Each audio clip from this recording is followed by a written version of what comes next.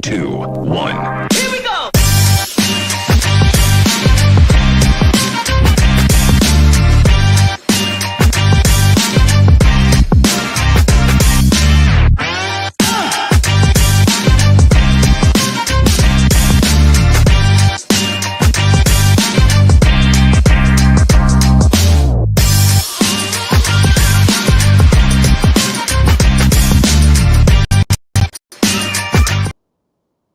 Okay, well, good morning, everyone, and welcome to today's Exploring by the Seat of Your Pants event.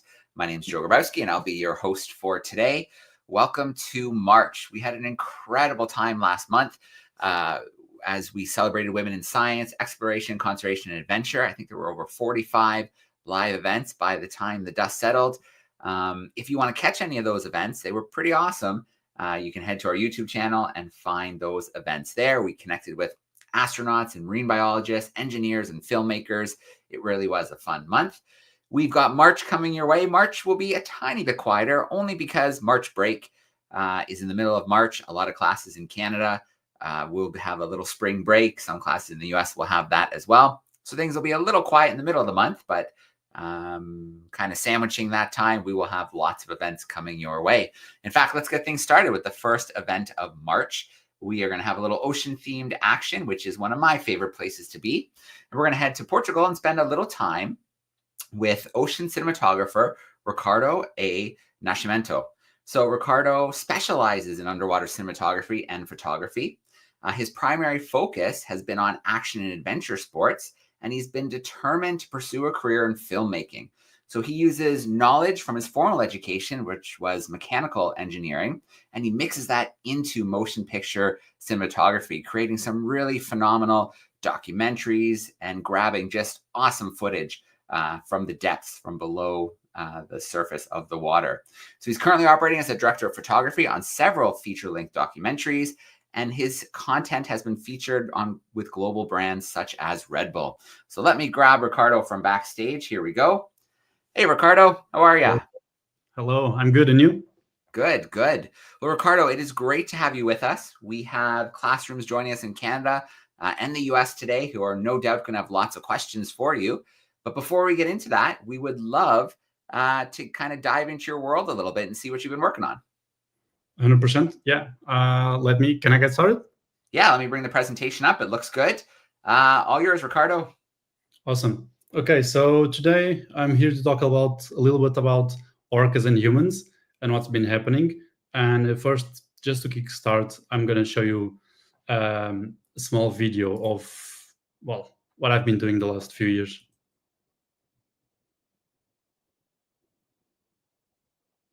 So that's actually me in the water filming a pod of orcas. That was shot 2 years ago. That was the beginning of this project, the project that led me here to talk to you guys today. But first and foremost, who am I? My name is Ricardo. I'm an explorer, underwater cinematographer, but most importantly, a storyteller. Most of the times you can see me with a camera in my hand, like you can see in the photo, but my path didn't really start here. I started studying mechanical engineering, to be more precise, but I found out that mechanical engineering wasn't really my passion. And for the first few years, I started taking photos in the water. And if you can see that little yellow circle, that's me taking photos of my friends. But at some point, I had to choose. And there's a saying that I love by Tony Robbins. And he says, if you want to conquer the island, burn the boats. So I just decided to go full on into filmmaking and cinematography and telling stories, basically. So I grabbed my fins, I grabbed my camera, and I went into the ocean. After a few years, I started shooting whales. If you can see, that photo on the left, that's me, really tiny, doing some photos and videos of sperm whales. They're about 4. That's one of the big males. And on the right, it's the same species. It's still a sperm whale, but a baby, like a really tiny one. And this whole thing led me to moments like this one.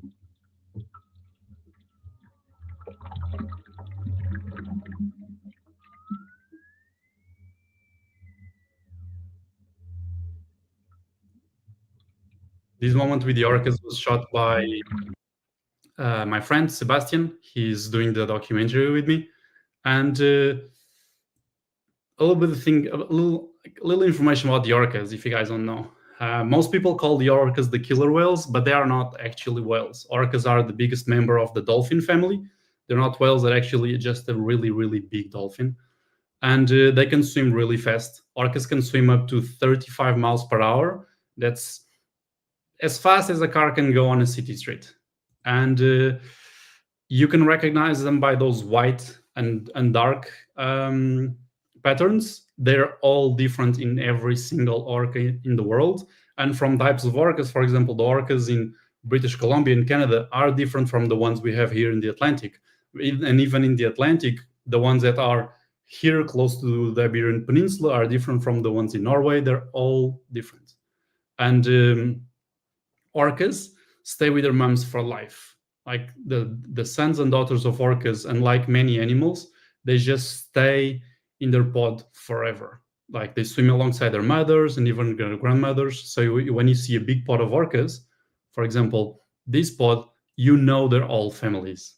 And the thing is, orcas are matriarchs. So who runs the orca that runs the family that's in charge is usually the oldest female, and they can live over 60 years old. Some of them even reach 80 years old.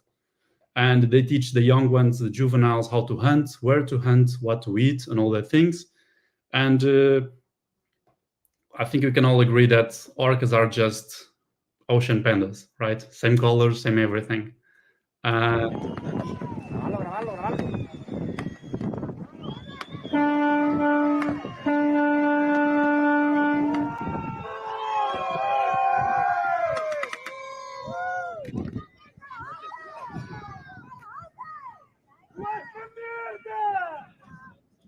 So orcas, I love orcas, but orcas have been in trouble. The video that you just saw is a boat, and they're actually shooting firearms and throwing explosives in the water at the orcas.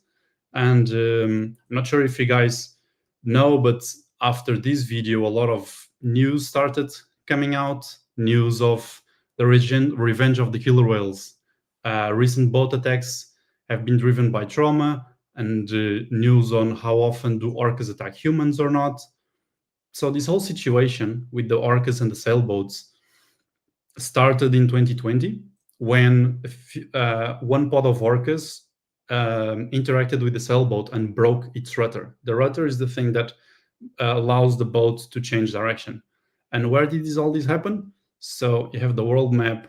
That's Europe. That's a little bit closer. That's the Iberian Peninsula. And that red mark is where the orcas usually are. So in this map, on the country on the left, that's Portugal. That's where I'm from, and that's the path the orcas usually do along the summer and winter months. And the thing is, people were out on their boats, and then an orca would come up. Can you spot the orca right there? Okay, let me help you. If you can't, that's the orca. So the orcas would go close to the boats, and they would start pushing the rudder, the elements of the boat that they used to change direction. They started pushing it and pushing it and pushing it, and sometimes it broke because, well, there are big animals. We're talking animals that are 2, 3, 5, 6 tons, you know. So and the rudder is pretty fragile. And if you can see in the map, this is every orca interaction that happened in 2020. In 2021.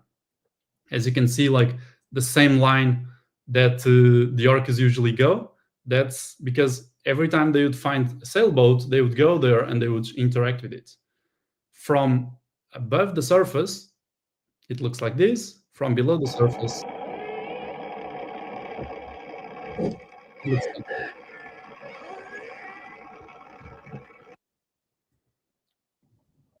And this is the news that we started seeing about the orcas. Orcas, or killer whales. They are attacking and even sometimes Orcas sinking beschädigt boats. wurde, They sunk berichtet. it. They have Are we the malevolence. problem? Tienen miedo de lo que pueda Predators pasar. have resorted to violence to deter orcas. And some wonder, are they being playful or are they seeking revenge? So we saw this and we thought, okay, like this is not a very good thing for the orcas, because then they're being portrayed as the killer whale. They're trying to eat humans. They're trying to attack boats and destroy boats and sink boats. And the thing is, what I do is mainly video and photography. And I think that images are super powerful. Like, we are visual creatures. The human brain processes an image 60,000 times faster than words. So doing it just a news, like an article or a news saying that the orcas weren't, why are they doing this, wouldn't work. So we decided to do a documentary. And together with the help of the Explorers Club and the Mirpuri Foundation, we just prepared our cameras and went into the water. We got a boat and we started looking for them. The problem with looking for them is that it is a pretty big ocean. It's really big. So it takes time to try and find them. You have to go out every morning and then come back in the afternoon. You go there every day, and it's really hard sometimes to find them. But eventually you keep looking during the morning, eventually you keep looking during the afternoon. That area is a bit tricky to go because, as you saw, that's the only entrance to the Mediterranean Sea. So there's a lot of big shipping containers that we have to try to avoid. But sometimes early morning, one day we saw this tail of an orca in the distance, and we thought, oh, okay, they're there. Let's see, let's try and see what they do. And they actually came up all the way to the boat to greet us. They came to the boat. That's me looking overboard, and those are 3 orcas actually. You can only see the fin on one, and on the right there's the fin on the second one. That's already underwater. They circled the boat a few times, and eventually this big pod of orca, these orcas, this family, just found us. And you can see that orca, the small one that was looking at the camera, that's the baby orca.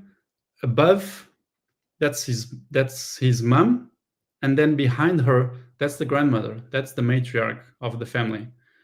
The problem with the orcas is that they don't stay for long. They are there and then they leave, and then you need to find them again, because sometimes they just dive and just go hunt, and you just lose them. So we do spend a lot of time on our wetsuits on the edge of the boat, just trying to see if we can see them, just trying to look for any clues where they are. Like, there's a lot of waiting, just sitting on the boat under the sun for these small 10 to 15 seconds of, oh my God, this is so cool. We actually had our own interaction with our boat with the orcas, as you can see in this video.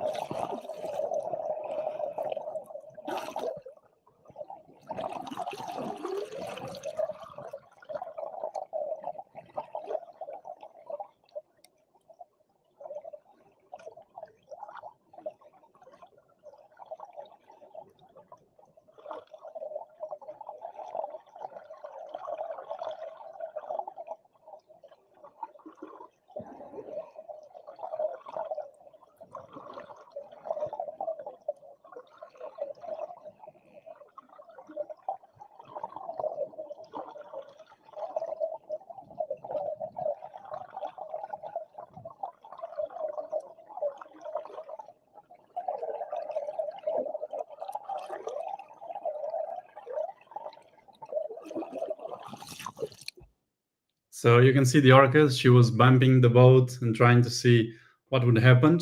And despite people, some people believe that they only interact with sailboats, but they do interact with a lot of boats. We were there. We had our boat with an interaction. We were there speaking with the fishermen, and the fishermen also report their boats with interactions from these orcas. And they are big animals, it's like if you have a big animal playing with something that's very fragile, like the rudder of the sailboat, because they are really big and made of carbon fiber, which is fragile. Accidents tend to happen, and sometimes they can break them, unfortunately. But The important thing is, like, by capturing this footage and with the experience that we have being in the water with them, we do notice that there is very little aggression, if any aggression, towards their behavior. We spoke with a bunch of biologists there, and there are no reports of orca attacks to humans in the wild ever. There are reports of attacks in captivity, in places like the SeaWorld and other aquariums, but that's a different story. They are locked up in the wild. There's no attacks, no deaths, no nothing. And we wanted to do this documentary to show people a different side of these animals, to show people that, yeah, it's not like, well, they're not here to try and kill us all and sink all the boats, because, like Jacques Cousteau once said, people protect what they love what they understand, and they understand what they're taught. So that's what we're trying to do. We're trying to teach people something new, a new perspective on things. And actually, those are not orcas, those are spermas, and they are all sleeping. That's how they sleep. They sleep vertically, and they sleep for 10-15 minutes at a time. And sometimes you can find them all four. Sometimes there's more, but all four of them were sleeping in this photo. And don't forget that what you have in your minds and your dreams and stuff, the imaginary is what tends to become real. So don't stop chasing, don't stop being curious, and just go after what you love, because it's the things that can make you really happy and fulfilled at some point. Thank you. All right, Ricardo, that was such a great presentation, such beautiful photos. Just watching this video, letting it play for a minute here, because it's some beautiful imagery in the water. What's the water like in your part of the world? Is it cold? Does it depend on what the currents are doing? It's cold. Yeah, it's definitely cold. In Portugal, the waters are usually 13 in the winter, 16, 17 in the summer. So yeah, it's definitely cold around here. Yeah. Wow. Beautiful video. Thank you. There we go. Biggest fish in the world, a whale shark. Yeah. Foxbill turtle, that's endangered. Foxbill, yeah. Yeah. Very cool. Is this all relatively local as well? Or is it kind of spread around the world? All over the world. This is actually Hawaii, this oceanic manta ray. This is actually Hawaii too. It's in a big island.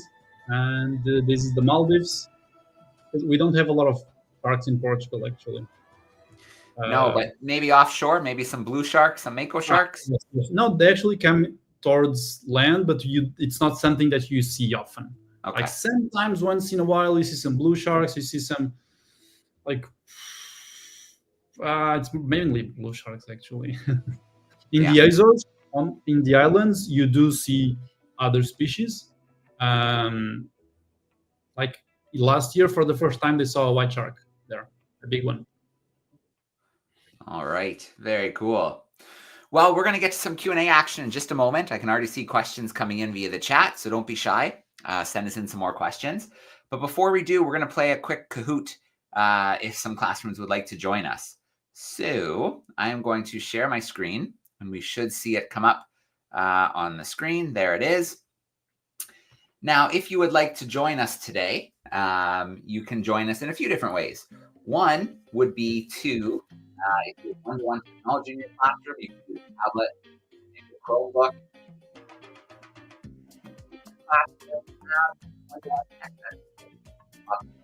Classroom, you could shout out your answers to him or her. So it's kahoot.it is the website you're looking for.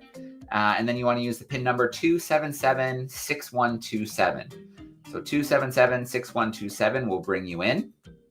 If you can't join with technology, no big deal at all. You can still play along and you can still see how you do with the Kahoot. So I'm going to give it maybe another minute to see if a couple groups want to come in and join us today. And while we do wait, Ricardo, I'll ask you a question just to get things going. I'll grab one from the chat here. Let's see. We've got Miss Coburn's crew in Hamilton, Ontario would like to know, what technology training did you need to be able to do your job? Well, mainly the technical part would be know how to work with cameras, video cameras, photo cameras, and especially how to use them in an underwater. So you put them in an underwater housing like this one, for example, and then you just go in the water. That's like technically the gear wise, that's it. And then knowing how to free dive, because we do everything free diving. We don't use oxygen or tanks. So yeah, I think those two are the most important. All right. And before we start the Kahoot, you mentioned free diving, and so that definitely takes some training. That takes some skill, calm mind, and such. So, how are you able to stay down? How long can you stay on a single breath? If I'm like filming, between a minute 30, 2 minutes, I think. Yep. If you're just in the pool training, it's easier because you have nothing to do, but you do get excited when you see whales and animals, and you have to swim down and then shoot and then be able to swim up. So it's less time definitely when you're shooting, and if you're swimming a long time to then dive, maybe a 45-second dive, it's too long already. All right. Well, let's get into this action here, and let's see how we do. We've got some groups in here with us. So let's start this Kahoot. There are 4 questions, 20 seconds for each true or false multiple choice question. The quicker you put the right answer in, the more points you're going to get. And then we'll take a look at our podium. So, nice warm-up question. Where is Ricardo joining us from today? Is he in Spain? Is he in Portugal? Is he in the UK? Or is he joining us from France today? So, where is Ricardo joining us from today? This should be a nice warm-up question. And then we will get into a few more. 3 more seconds to lock something in. All right. Good job, crew. Portugal is where he is joining us from today. Let's look at our scoreboard. We got the red cheetah hanging out in first place. Let's get another true or false here. So a group of orcas is called a school. A group of orcas is called a school. Is that true or is that false? A group of orcas is called a school. A couple more seconds to lock it in.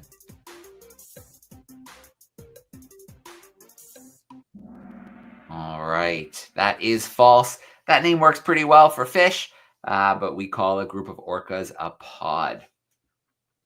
Next question coming our way after the leaderboard. The red cheetah holding on strong.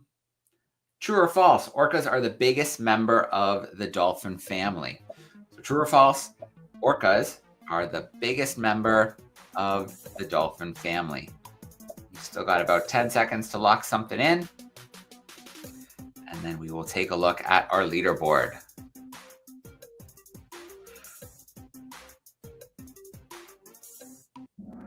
All right. Despite the nickname killer whales, they are part of the dolphin family. We've got one more question coming your way before we get into Q&A action. Movement, but the red cheetah is holding strong. Here we go. Final question. Who is in charge of the family group? Is it the biggest male, the oldest female, the smartest orca, or do they share control? What do we think? The biggest male, the oldest female, the smartest orca, or is it sharing control? Okay, good job, crew. The matriarch, the oldest female, the grandmother is in charge. Let's take a look at our leaderboard, the podium. In third place, we have the dynamic lemming. In second, we've got Agent Bunny. And holding down that top spot, we've got the red cheetah holding on from tape to tape. All right.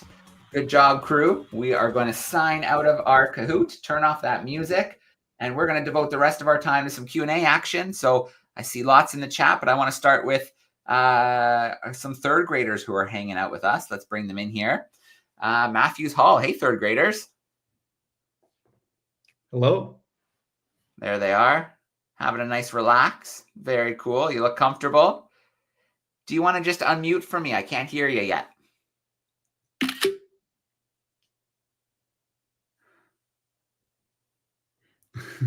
No, we're not quite there yet. Sorry. Hi there. No, that's okay. That's okay. All right. Looking comfy in our nice beanbag chairs. Yes. Okay. We have a couple questions for Ricardo today. Does anyone have a question? I'm sorry, we didn't realize we were going to ask a question. We've just been That's we were okay. excited by the Kahoot. I don't think we've got one just now. If somebody else has one, That's I could okay. go I'm going to first. start on YouTube and I'll come back. Okay. You can always give me a wave at the camera as well. Okay, great. All right. Okay, let's go back to some YouTube questions. So it says storyteller under your name, Ricardo. Do you have a favorite setting or character that you use to make a short film? I like if I understood the question, I like the underdog.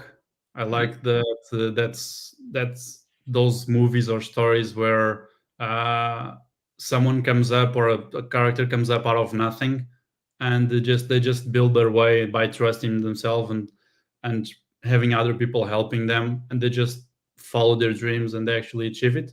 Yeah, that's definitely my favorite. Yeah, very cool. Okay, so Caesar is joining us from Nicaragua and would like to know, what's the biggest animal that you've had a chance to film or photograph? Biggest animal, definitely a blue whale. It wasn't an adult, but it was still around like 25 meters. I would love to see the big one, the 35, 30, maybe like that's around 90 feet. Yeah. Yeah, like you can imagine like a 90 feet whale. I only saw one that was around maybe 75, only 75. But yeah, that's the biggest animal. And it's weird because you see the head and then the head goes away and then you see the tail still coming and it's like a train coming by. Yeah, pretty amazing. And where in the world were you then when you captured that one? I was in Mexico, actually. Mexico. Awesome. Yeah. Okay, so we saw the video of the orca bumping your boat. If maybe the bump was too hard and the boat flipped over or something, Caesar is wondering, what would you do in that situation? Well, it would be really hard for the boat to flip over, but imagine that you're at the edge of the boat and she bumps into the boat and you fall in the water. It's kind of the same situation. I would just remain calm and swim normally, stay close to the boat because, like I said, there's no interactions, there's no attacks, there's no injuries from an orca to a human ever. And I've been in the water with them in different parts of the world, in the Azores too, in here in the Strait of Gibraltar. So, and I had never had any sort of like aggression or I felt nervous in the water with them. So I wouldn't have. I think like just swim, just stay at the surface, just so you don't drown. That's the only concern you're gonna have, not the orcas, because most of the times they are close to the boat, and as soon as you go in the water, they just swim away. So they're not interested in the humans; they're interested on the in the boat, and then you go in the water and they disappear. Okay. All right. So that answers. Serena is joining us from Florida, and she was wondering about any kind of negative interactions in the wild, which we know nothing has been recorded. We do know some have taken place in captivity. What do you think is different between those two environments, between kind of wild, whereas in captivity, there has been some recorded incidents? Well, I'm not a biologist, it's just my opinion, but these are highly intelligent animals. And we saw during, for example, COVID, we all stayed indoors in our house and everybody was going a little bit insane because we couldn't leave. And this is the same thing as the orcas, that happens to the orcas when they're in captivity, because they're used to having the whole ocean. These orcas go from Spain to Portugal. We're talking 1,000 miles that they can swim easily, and then suddenly they are in this tiny tank their whole life and they get frustrated and most of the attacks that happened were to their trainers. So it's the only person interacting with them. And I think, well, again, it's just my opinion, but they are just frustrated, and they want to call for attention, or they're upset with them, and these attacks happen. Yeah. All right. Our third graders, if you want to give me a wave at the camera, I can come visit you. Otherwise, oh, yeah. Okay. Let's get our third graders back in here. We'll get you off of the microphone turned on, and then, yeah, we should be good to go. Okay, hi. We have a question. All right. Nice and loud. What type of equipment do you use? Well, I use two different types of cameras. One small camera to take photos, and one bigger camera, the one that you saw when I was at the edge of the boat, like a big black one. One is a Sony camera, the other one is a Red camera, just the names. But you can even do it with the GoPro if you want. It's not like the camera is not the most important thing. It's more about being there and being calm and letting the animals come to you instead of anything else. The equipment is just details, you know. Yeah. So that's the equipment you're using to film. And even though you're free diving, there's still a few pieces of equipment that you need to successfully free dive as well. Yeah. So every time I free dive, I have a wetsuit, because otherwise I'm going to be cold. The water is, well, in there was around like 23, 24 degrees Celsius. I'm not sure how much that is in Fahrenheit. Maybe 72. Yeah, that sounds pretty good. That sounds pretty nice. Yeah, but the problem is you're outside on the boat is going, and you get cold. So, but even to protect you from the jellyfish, because sometimes there's some jellyfish in the water. So wetsuit, a mask so you can see underwater, a snorkel so you can breathe at the surface, some fins because you need to swim, right? So we have these big fins for free diving, and then maybe 5 to 6 pounds of weight so you can free dive a little bit easier with the weights, because since you have the wetsuit, you're a bit more buoyant. So yeah, and you don't want to be at the surface trying to kick down and not being able to. But yeah, that's mainly the equipment. Some gloves sometimes, climbing onto the boat. Yeah. All right. Well, third graders, don't be shy to give me another wave if we should come visit you again. I want to grab a question here from YouTube from a fourth grade class in New York. They saw the pictures of the sperm whale. They're wondering where that was. And then they're wondering if you've ever heard them making sounds, clicks underwater. Yes, I heard them making clicks. That's how they communicate with each other, and that's how they know we're there, because they do the click. It's an ultrasound, and then they're kind of like watching us underwater. And sometimes the clicks are really small, and sometimes with the bigger whales they are loud. Like imagine you have two pans together and just the clicks are really loud. And you can see them in different places, in Dominica, in Mauritius, in Sri Lanka, in the Azores, but most of it in the Azores. That's where I usually go. And right. Yeah, but the clicks are amazing. Yeah, very cool. Okay, a few more questions here. Alexis is wondering, so you document the oceans, but is there anything maybe on land you'd love to capture? Yes, I would love to capture the polar regions. That's one of the big passions that I have, going into the South Pole mainly. I would love to go there. North Pole, ideally. I have two animals that I would love to see that I haven't. One is the polar bear. The other one is the leopard seal. Both in different places, but yeah, those are. And if I can one day, a narwhal, I would love to see them, but maybe one day. All right. Good choices. The big predators in the Arctic as well as the Antarctic. Yeah. Yeah, awesome. Okay, let's see. Okay, so Bennett is joining us from Hamilton. And we've heard things about wind turbines on the ocean impacting whales. Have you heard anything about that? Yes, there's a lot of things that impact whales. I'm not sure which of them impact the most, because, for example, some people say that the noise from the boats impacts whales a lot, and then suddenly we go to the Strait of Gibraltar that has, I think it's 100 boats cross the strait every day, but the big ones, the shipping containers, the cruise ships, every day back and forth. And there's so many whales there. There's orcas, there's pilot whales, there's sperm whales. There's so much life there, which I think maybe doesn't impact them so much, or they just stay there because there's a lot of food, so they kind of are obligated to be there. But with the wind turbines, I'm not really sure. I never dug really a lot into it, but I know that any structure that's going to be on the ocean, it's going to have an impact on them. But they are really good at echolocating, so it's very unlikely that they will bump into them. It's different with the how do you say, the nets, because they cannot see the nets, so they actually get stuck with the nets. But the wind turbines, I hope they can swerve them and not hit them. Yeah.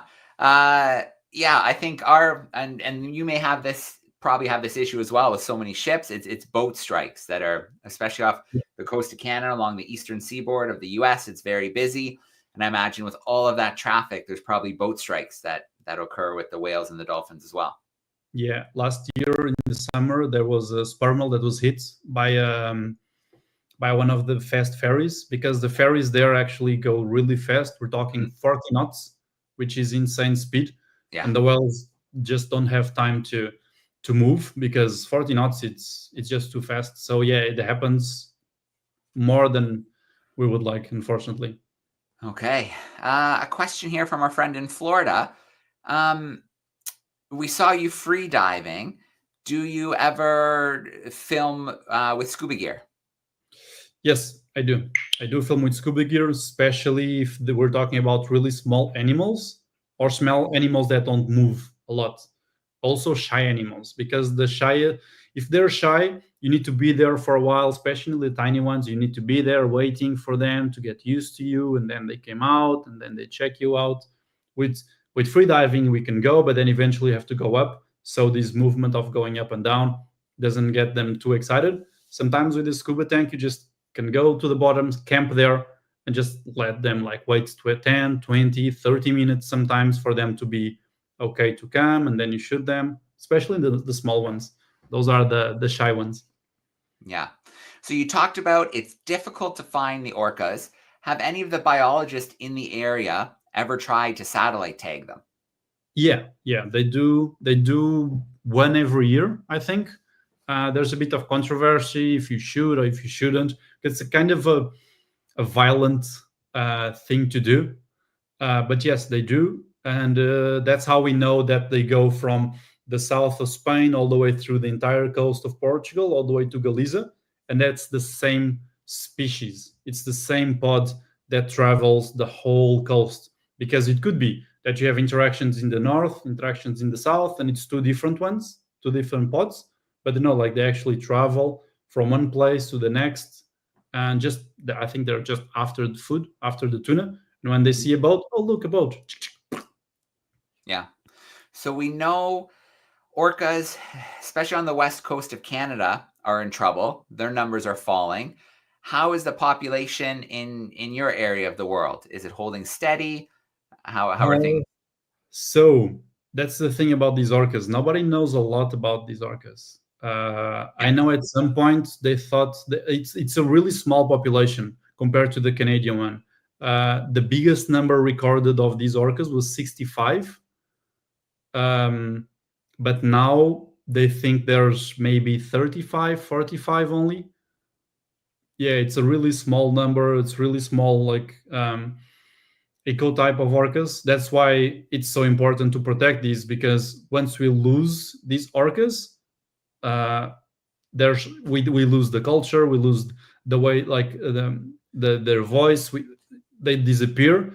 And then one of the biggest impacts is if there's nothing to hunt the tuna in this area, the tuna is gonna there's gonna be much more tuna, and then they're gonna eat all the sardines and all the herring, all the small fish, and that will have a big impact on the ecosystem.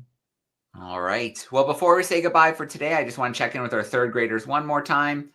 Yeah. Okay. Let's bring them in. You guys can have our final question today. Okay, great. Well, we actually have a class mascot that is a narwhal. So nice. we were interested when you said, so we've got two girls, show the narwhals. There's our two narwhals. So they had a question about narwhals for you. How hard is it to see a narwhal? Oh, I think from what I've been told, it's really hard to see them. It's not easy at all. They are very shy, especially, well, first it's really cold, and they are really shy. So yeah, I think it's pretty hard, but it's like all the animals, like sometimes you're not going to be the one choosing, they're going to be the ones choosing to come close to you. But yeah, that would be one of my dreams, to see one, because they're so cool. Like, can you imagine like an underwater unicorn? So cool. Yeah. And I think what's kind of wild is that horn is a tooth. I think that's pretty crazy. Yeah. Very, very cool. All right. Well, Matthews Hall, thanks so much for hanging out with us today. Those were some great questions. And I'm glad that your mascot is an underwater creature. That's pretty awesome. Very cool. Yeah. Okay. Well, Ricardo, I want to start off with a huge shout out to the classrooms who joined us on YouTube today. Thanks for sending in some great questions. Thank you for playing Kahoot with us. Same to our crew of third graders joining us as well. And then, Ricardo, it's great to have you join us for the first time. I can't wait to have you join us again, maybe sometime like June, when we have our Ocean Week events with the Explorers Club. That would be a fun time to talk more ocean stuff. Sounds good. Yeah, 100%. I'm in. All right. Well, the month is just starting. Lots more events to come at exploringbytheseat.com. Thanks again for everybody for hanging out today. And Ricardo, it was great to spend a little time with you. Thank you. Great to see you too. All right. Thanks, Ricardo.